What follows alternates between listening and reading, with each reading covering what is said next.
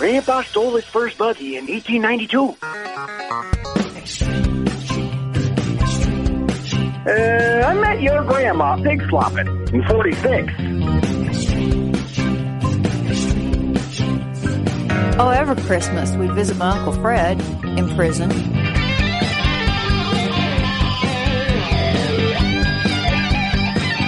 And welcome, America, to America's family history show, Extreme Genes and ExtremeGenes.com. It is Fisher here, your radio root sleuth, on the program where we shake your family tree and watch the nuts fall out. Well, it's our annual Halloween show, and I really thought I'd dig back into the archives because we've been doing this, for 10 years, and pull up a couple of segments that I think were just so appropriate for this week's show. One of them is with our good friend Hank Jones, who over the years wrote a couple of books back when people would write letters and everything about the strange things that happen when family history work is being done, from visitations to being led to certain records to all kinds of stuff. Hank's got the stories coming up here. You'll hear them in about 10 minutes.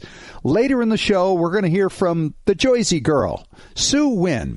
Her fourth great-grandmother died. She was viewed. She was buried. And then something happened, and they had to dig her up and found that she was in perfect condition.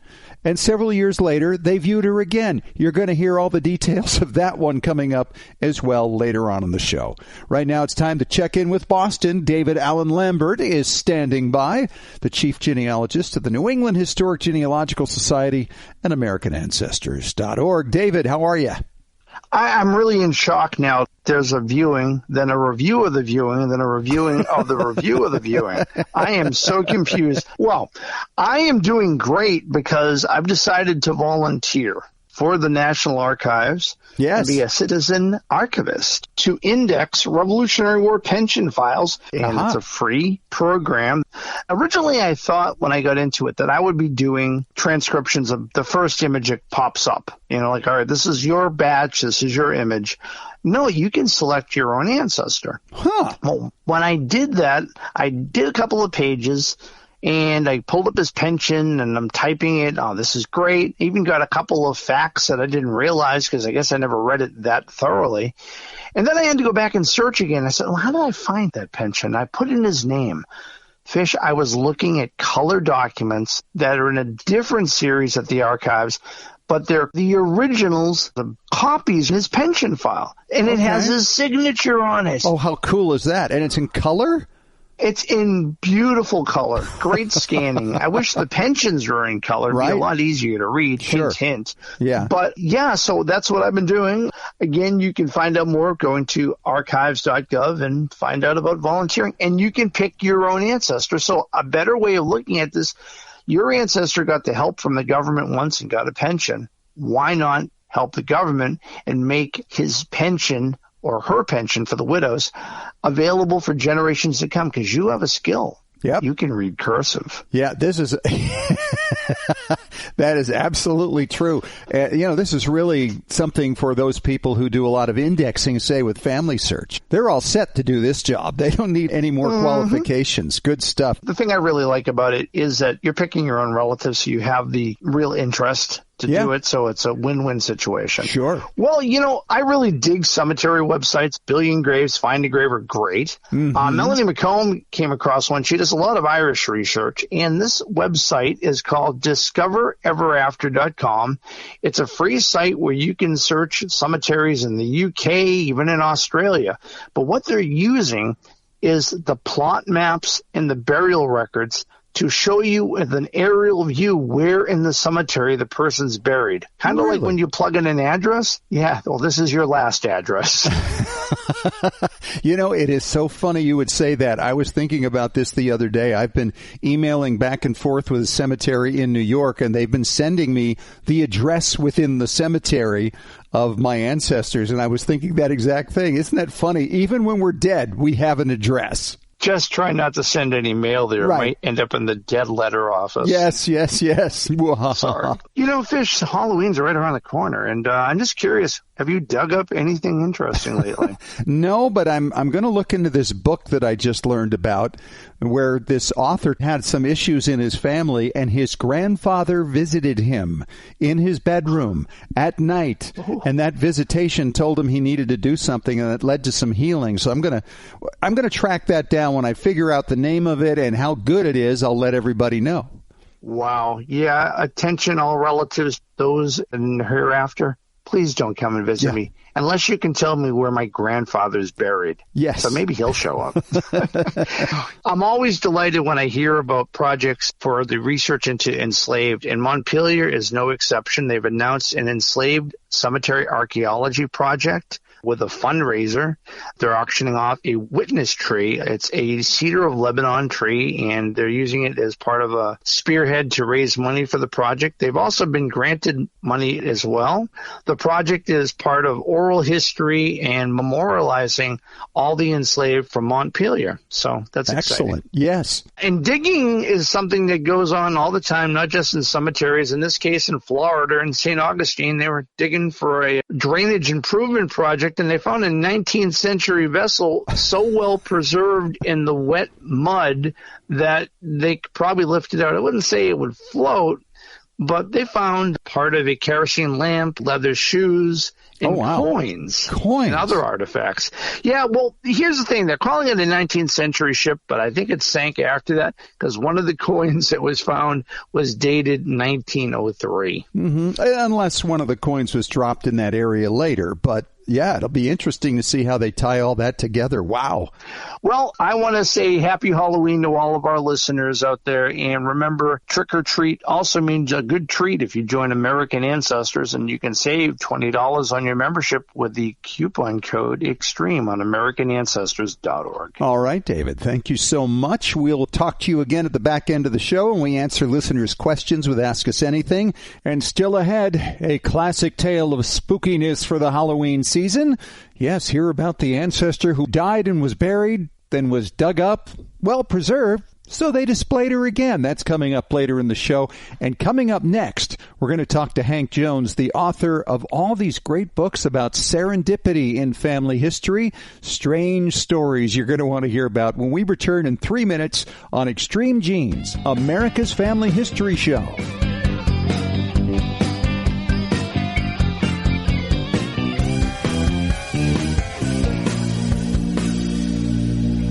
What have you always hoped your children and grandchildren knew about who they are and where they come from? What traditions and stories do you want them to pass on to their children? How do you find the time to weave together the beautiful history of your family, one ancestor at a time? Or maybe you're ready to find your birth family or a missing branch on your family tree. You don't have to build your family tree and your personal story alone. No matter how much genealogy experience you have, mysterious brick walls happen to all of us. It takes a village to keep your family story alive, and Legacy Tree Genealogist is here to help. Legacy Tree Genealogist provides a team of global professionals with vast experience locating and accurately translating documents, building family trees, and making sense of DNA test results. Contact Legacy Tree Genealogist today. Visit www.legacytree.com to learn more. That's legacytree.com. Hi, Genies. Fisher here, major fan of digitized newspapers. And how about a digitized newspaper site that has well over 800 million searchable pages? There is such a site. It's newspapers.com. They've got newspapers from all across the U.S., UK, Canada, Australia, and beyond. This is where you'll find those remarkable stories, plus birth and marriage announcements, obituaries, photos, ads, and so much more. Newspapers.com is where I found my great aunt's marriage announcement, which was huge since her marriage was not properly recorded. And then there's the story of one relative's 50th anniversary party in 1900, with a list of all the attendees and gifts. Newspapers.com is like that box of chocolates we always hear about. You never know what you're going to get.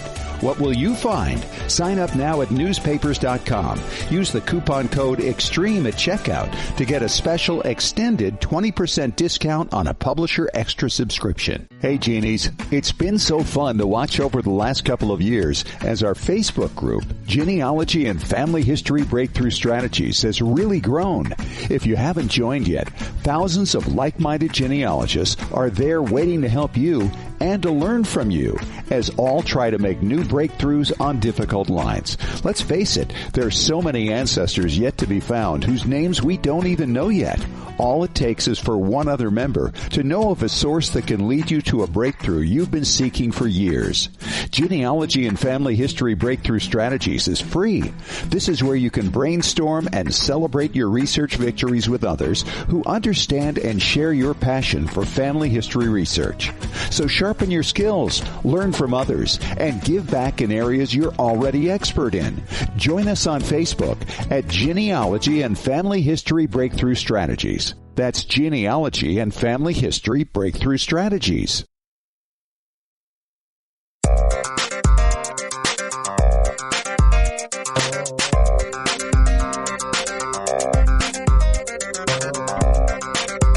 Welcome back to America's Family History Show, Extreme Genes and ExtremeGenes.com. I wanted to share with you today one of my favorite all-time segments. It's with Hank Jones. He's a former actor. He's a fellow of the American Society of Genealogists, a fellow with the New York Genealogical and Biographical Society, a lecturer.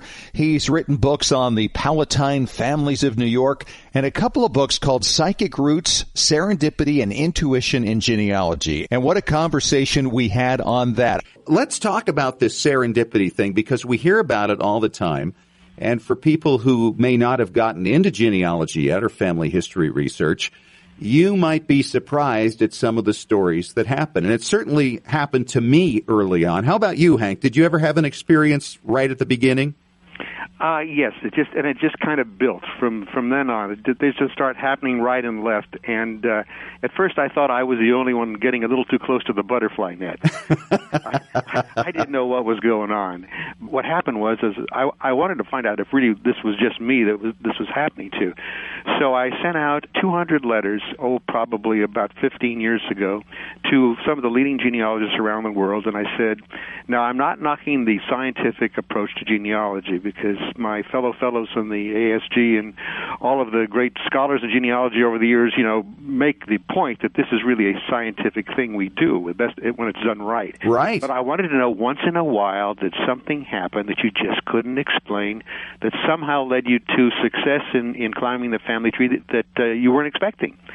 And I'm up to 1,300 experiences shared from our fellow genealogists around the world now. And so it does happen. I started very young. I've been writing books since my days at Stanford in the 1960s on the Palatine families of New York. These are German immigrants that came in the 18th century, right, colonial America. Well, the wild thing was, to my knowledge, I didn't descend from any of them, yet I almost felt compelled to write about them. And the main center of the thing is I wanted to find as many of the ancestral homes of these 847 families that come to New York overseas in Germany. And so I found a little lady over there who would literally go village to village for me where I had theorized these places would be, because this is way before a lot of microfilming was available and certainly before the Internet. Anyway, I had no vested interest in any family. I didn't descend from any of them that came to America. So she said to me, well, where will I begin? I gave her all these names. I said, I don't care. I want to find them all. She said, no, we have to start somewhere. So I said, okay.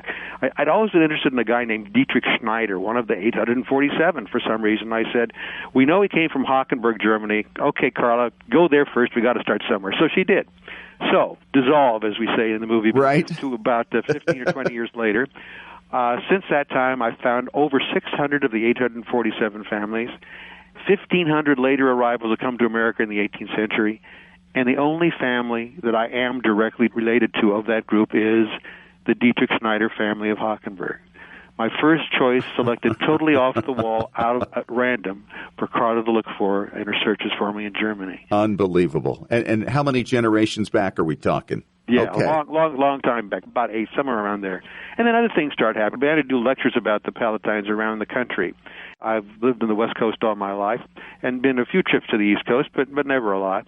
But when I would go back sometimes to speak in a place where the Palatines lived on the East Coast in New York or New Jersey, in a couple of instances, the local historian would be taking me around to show me the sites. And I would tell the local historian what was going to be around the bend in the road before we got to it, and I'd never been there before. Oh, boy. And just really spooky stuff like that. And how could you explain that? What do you think it was about? I don't know. And that really is the success, I think, of the Psychic Roots book. We're in our 9th printing now, and I have no agenda. I don't know why it happens. I just know this stuff happens. So what I basically say is, it happens, enjoy it, and use it. Because if there's a feeling that is common to genealogists who are sort of at least open to this, is that if you allow yourself to be led in your searches, it's amazing what you're going to find. I always say follow your hunches and see if the facts back them up, and you have nothing to lose. You just more added information that might work for you, and so often it does. Tell me about your serendipitous experience. A couple of them, actually. When I first started, I was 26 years old, living in Florida. Went to New York to the archives there and happened to pick a week where it was the worst weather they had in years. And so we're the only people in the archives, my wife and I. I mean, the snow is hitting us sideways as we got off the train to go into the city. And, of course, nobody else was dumb enough to be in the New York archives in weather like this. It was just us and the poor sucker who had to actually operate the office there, and he was not happy to be there. And so we started going about our business, and again, this is before the Internet, going through some microfilm. And halfway through the day, one other person showed up out of the 13 million in the New York metropolitan area, sat next to me because that's where one of the only other microfilm readers that actually worked was sitting. And she overheard me say, "Oh, Catherine Anspake." She says, "Excuse me, did you say Anspake?" I said, "Yes." She says, "Well, that's a very rare name in early New York. I have a friend on Long Island by that name. Maybe he's tied to you." And I had no idea. I was just getting going. Anyway, we exchanged information, and in time we figured out we were fourth cousins, and he became a resource for me. We're still in touch after 33 years. Oh, my gosh. And what are the odds, you know? The odds are formidable, and that happens a lot. Actually, even my own book, Psychic Roots, took a life of its own. I was at Salt Lake City at the big library, the Family History Library, at my own table doing a lot of intensive research, not even looking up, and all of a sudden I did look up because here comes this lady leading about 20 people behind her. She was the guide of the library and was telling the newcomers to the library, where the stacks were, where the microfilm readers were, and all that stuff. And she happened to walk by my table, and just as she's walking by my table, she says to her 20 people, "Why, yes, there's even a book out about psychic roots and about intuition and serendipity and genealogy." To which I stood up immediately and said, "I know, I wrote it," and I sat down. Well, that had to be pleasing. It was pleasing. It was fun. Who'd have thunk that would happen at that particular time? The timing of stuff can be weird. There's one of my favorite stories was sent to me by Reverend Schuster, who was a minister in the Midwest, and for years he'd wanted to go back east to the East Coast to go to the gravestone of his Schuster ancestors, where they're buried on the East Coast. And for 25 years he'd wanted to do this, but he had a very big congregation. He could never get away from the pulpit to do it. So finally it was sort of like put up or shut up time. He said, "I got to do this." So he went back to the town in New York where his ancestors lived, the Schuster family, and he went to the cemetery. And as he walked into the cemetery, he gulped, he told me, because it wasn't just a village cemetery. This was a cemetery that had lots and lots, almost 1,000 graves just over hill and dale of that particular area of upstate New York. And he didn't know what to do. He didn't know how he'd ever find his Schuster ancestors' grave. So he found the sexton of the cemetery, who happened to be walking just near the entrance. And he said, "Would you happen to know where my Schuster ancestors would be buried?" And immediately the sexton of the cemetery took him to the graves he had been looking for 25 years.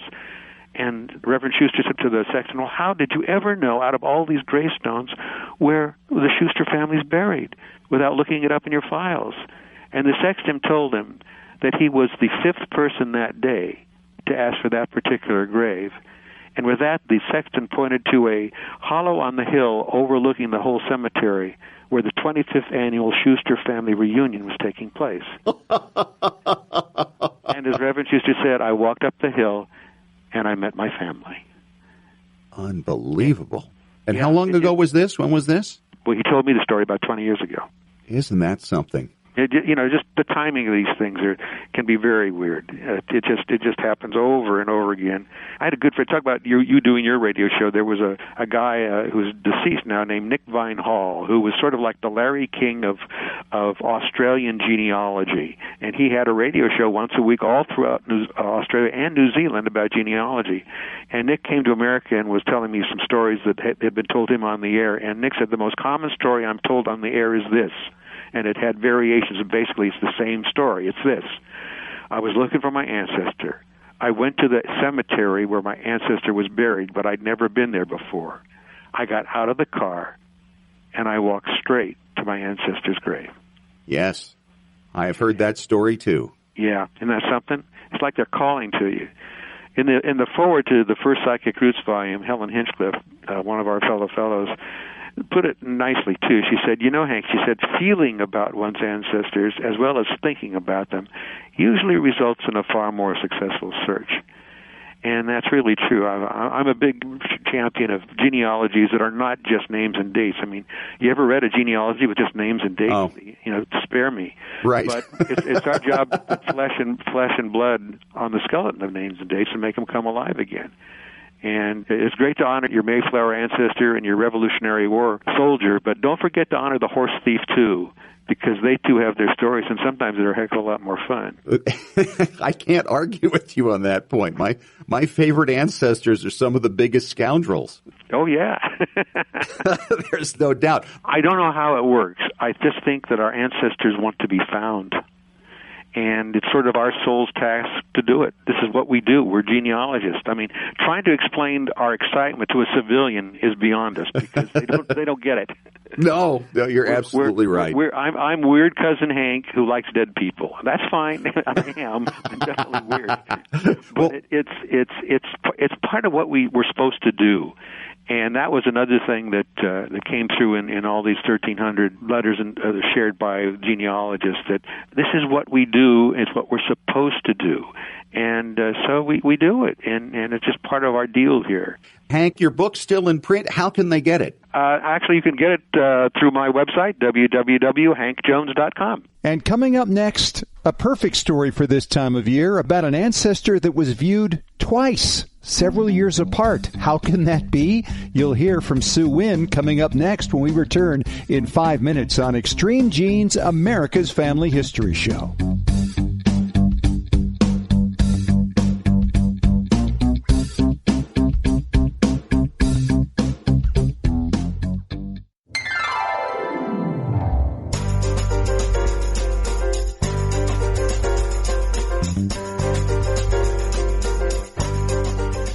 Welcome back to America's Family History Show, Extreme Genes and ExtremeGenes.com. It is Fisher here, the Radio Root Sleuth, talking to another one of our listeners, this one in Clementon, New Jersey. Sue Wynne is on the line. Hi, Sue. Welcome to the show.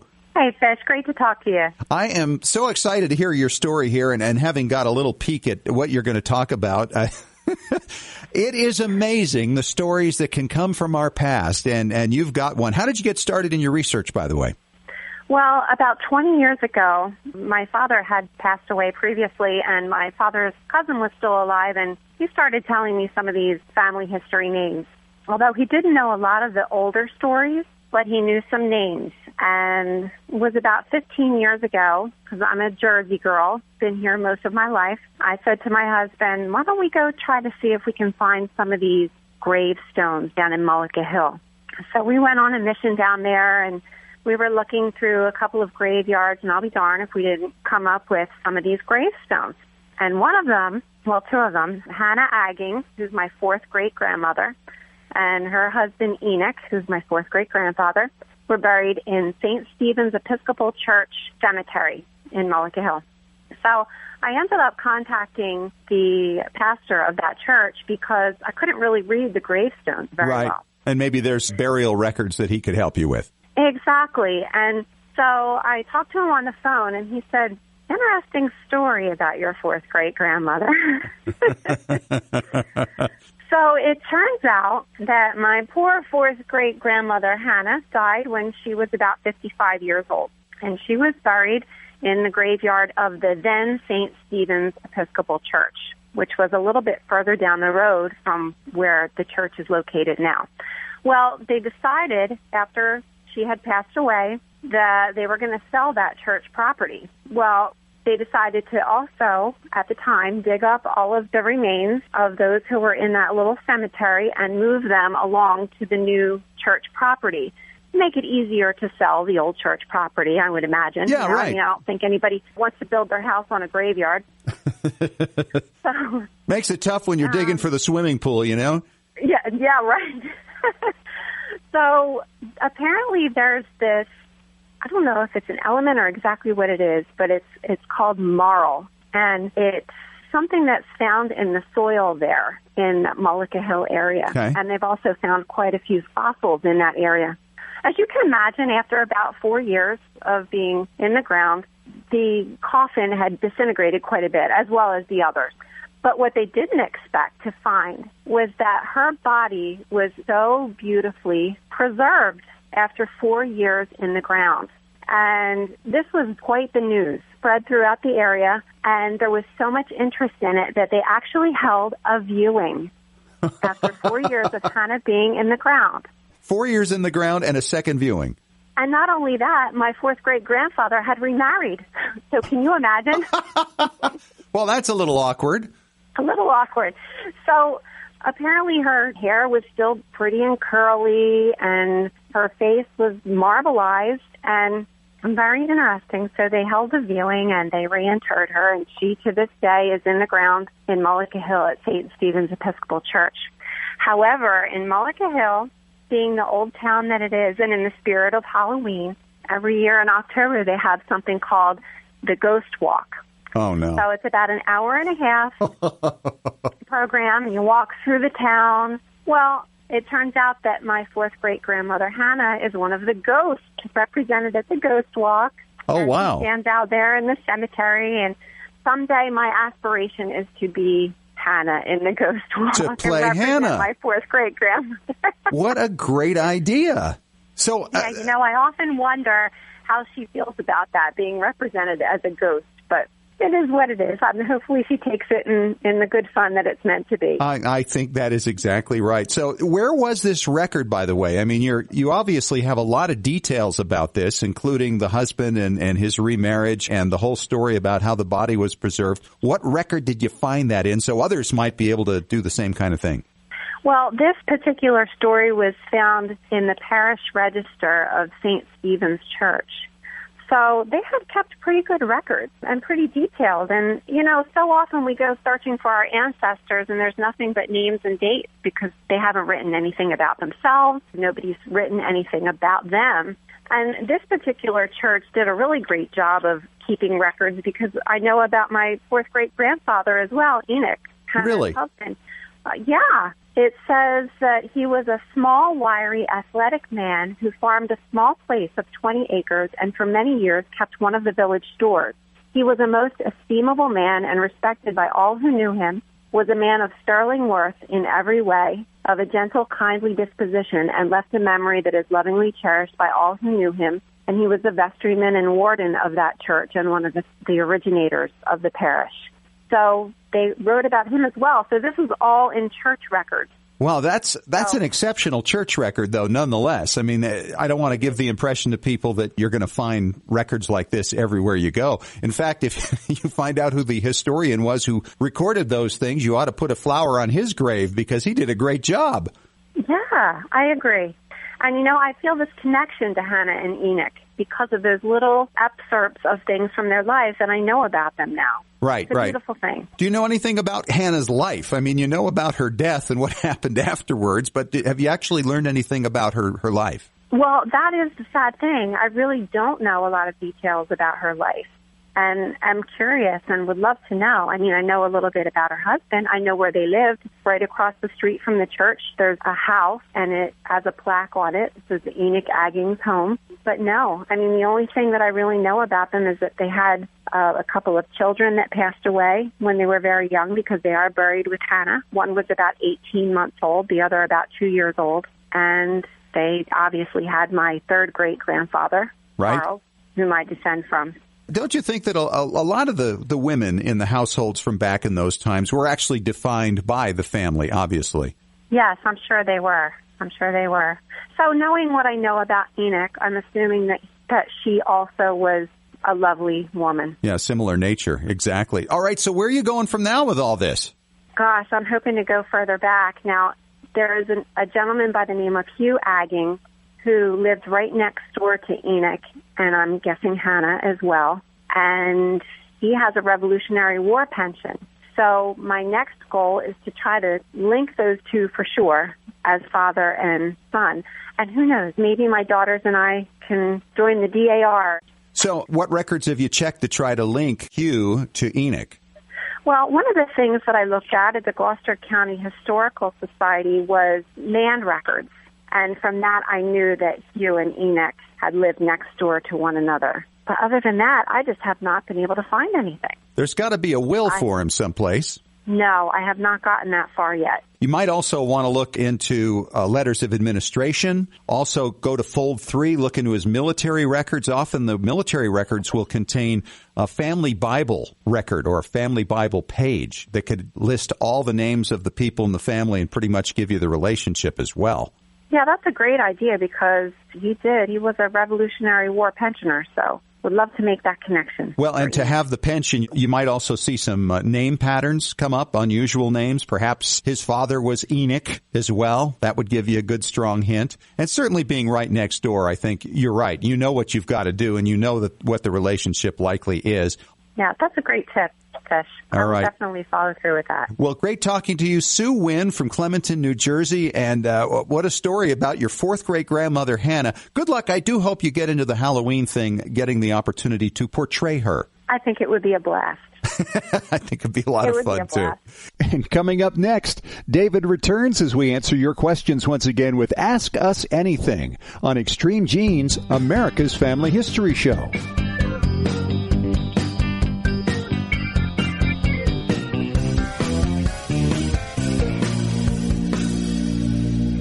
Hi, Genies. Fisher here, major fan of digitized newspapers. And how about a digitized newspaper site that has well over 800 million searchable pages? There is such a site. It's newspapers.com. They've got newspapers from all across the U.S., UK, Canada, Australia, and beyond. This is where you'll find those remarkable stories, plus birth and marriage announcements, obituaries, photos, ads, and so much more. Newspapers.com is where I found my great-aunt's marriage announcement, which was huge since her marriage was not properly recorded.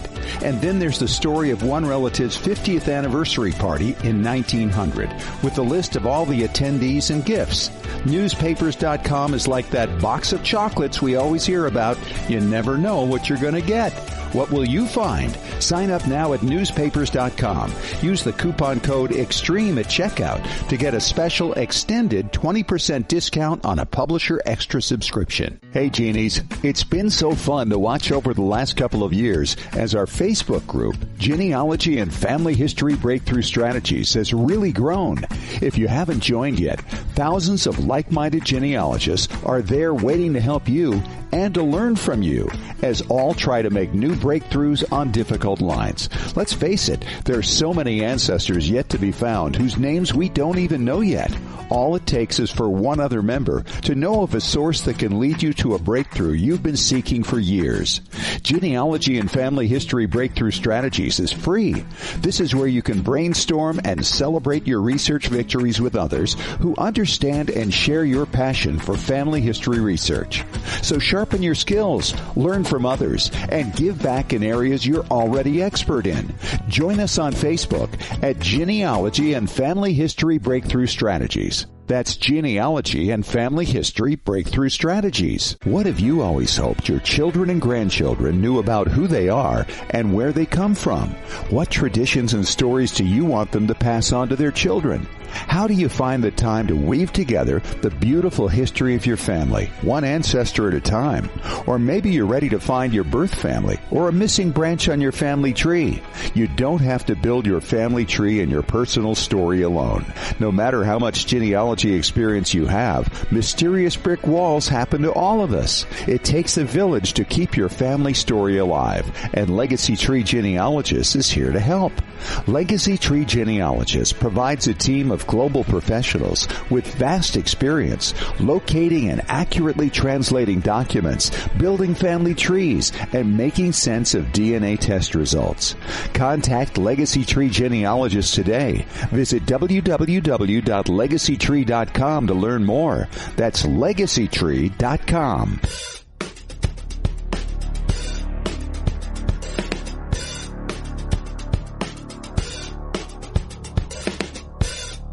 All right, we're back for Ask Us Anything, where we answer your questions on family history on Extreme Genes, America's Family History Show. I am Fisher, and David Allen Lambert is back from Boston. And David, our first question today comes from Kevin in Arlington, Texas. And he says, guys, my father passed away a couple of years ago, and I recently found several of his boxes in storage filled with receipts, airline tickets, scheduling books, etc. He was a businessman. I can't imagine any of my kids would want this stuff, and I'm not ready to throw it out yet. Any suggestions? Kevin. You know, I've run into a similar situation. My own kids are probably going to be stuck with the same pile of stuff because I'm a saver or a hoarder or whatever you want to call it, an archivist of my own right. And I do have those plane tickets and different flyers from lectures I've done for over the past 30 years. It's important to me, but maybe not to them. So I solved that problem by buying a book very cheaply at a bookstore. It's called Days to Remember, a Journal of Lifetime Events. And you open it up, it's like a blank book. Sure. But it has January 1st, January 2nd, and it's a whole page. Okay. So what I did, instead of writing it like a diary or a journal, I lectured in Salt Lake City in 2014. I wrote down the date of the lecture and where I lectured. Okay. Or if I find a plane ticket, I flew in 1999 to Washington, D.C. from Boston on that date in this airline. Yeah. I mean, I don't care about the seat number and all that, but it allows me to get rid of some of this stuff. And I'm not giving the guilt to my kids that they have to hold on and keep this stuff. And now it's being recorded.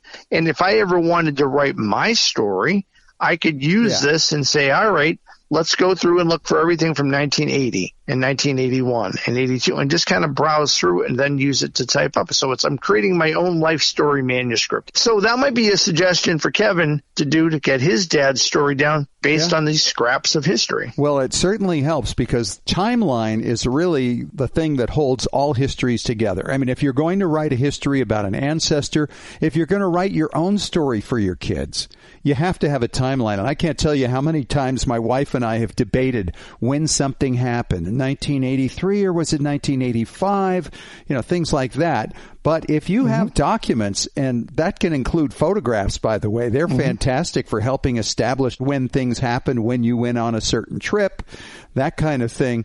Go through and start making it. And these things can be of value to you. And I kind of like what you said here, David. It allows you to throw them away and you don't think anything of it. They're not like a collector's item. And your kids aren't likely to do anything with those. So if they can help you do a timeline, then that's a value to you in terms of how you move forward with the story. And stories is what we're all about here, right? That is true. Well, if I look at this on another angle, you've done something similar with the scrapbooks that you've made up with documents and photographs. So maybe a suggestion to Kevin would be something on the angle that you do. Well, there are different things I do. I write histories and I illustrate them with these various things. I also create these albums with acid-free sleeves and the like for original documents. Now, unless this is some really unusual old document, I don't know that there's anything that he describes that I would keep, but I would imagine if he has that much stuff, there must be a few things in there that are likely to be meaningful to you and maybe your descendants at some point. And when you keep those things in an orderly manner and explain what they are and what the significance of each item is, then you have a better chance that those are going to be preserved. Basically, it's like creating a scrapbook. That's it. But you can do it digitally as well. You don't need to have the physical stuff. You could use pictures of some of the key things. Dad's old airline tickets, unless it's a trip you took together, probably not a great concern, and probably something Dad meant to throw away anyways. There you go. All right. Thanks for the question, Kevin. Hope that helps. And we've got another one coming up for you next when we return in 3 minutes on Extreme Genes, America's Family History Show.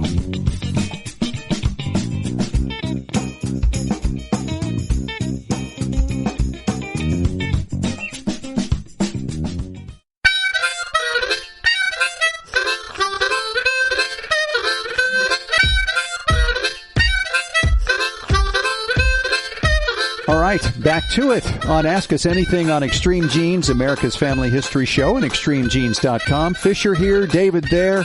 And our next question, David, is from Alexa in Boise, Idaho. That's an unfortunate name to have these days, right? Yeah, because you might have to have Ask Alexa. Yes. I mean, every time somebody calls your name, the box is going to start talking at you.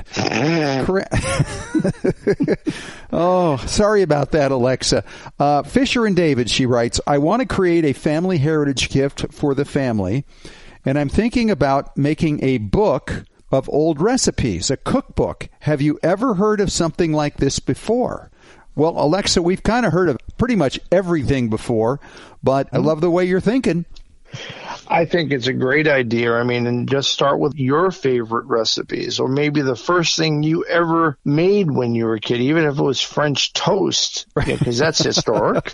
Yes. But then you go down and think, okay, can I call up my parents? Well, if you can't call your parents, maybe you have an aunt that you can call up and say, what was Grandma's favorite recipe? And do you have any of my mother's favorite recipes? Do you know what she used to like to make? Did you ever make things as a kid? And do you know what the recipe is? And you'd be surprised. Oh, yeah, get a pen. I'll tell you the whole thing. It's 3 cups of sugar. Right. And they ramble this off. My grandmother had a wooden recipe box. Yes. And my sister kept all the original cards, but recopied all of them over, including any ones that were on newspaper. She clipped a recipe out of Woman's Home Journal or the newspapers, something that she wanted to make or try. And I've been able to share these recipe cards even through the gallery on Ancestry for different relatives that I know, like this great-grandmother made this. You put it in the gallery or put it on your family search account. Yeah. It brings the person to life. Sure. Because now you have something you can experience that they ate and made. And those wooden boxes are all over the place. We have one in our house as well. And I know my wife makes a lot of the things that my mother made because of the little cards that she kept, and we still have that. But I have heard, it seems to me, in these 10 years of Extreme Genes, of someone actually taking those cards, making color copies of them, and then making a book out of that with the picture of the ancestor and their name and when they lived and died. And you can do that for the living people as well, and actually make cards that you can physically copy and put in those books. And I think that would be very intriguing. And then I think, David, the fun part would be when you get together for a family gathering over the holidays, pick some of those out and cook them up. Right, because you always have to bring some plated thing to a party or something. Right. Why not bring something that's from 75 years ago? You know what I mean? Even if it's a Jell-O. Absolutely. With something in it.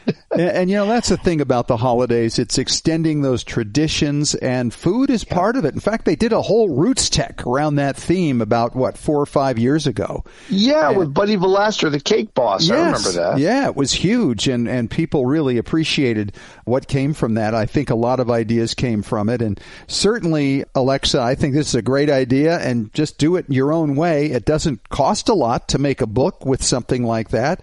And you could certainly just do it in terms of photocopying pages. But you probably want to network with some of the older members of your family, see what they have.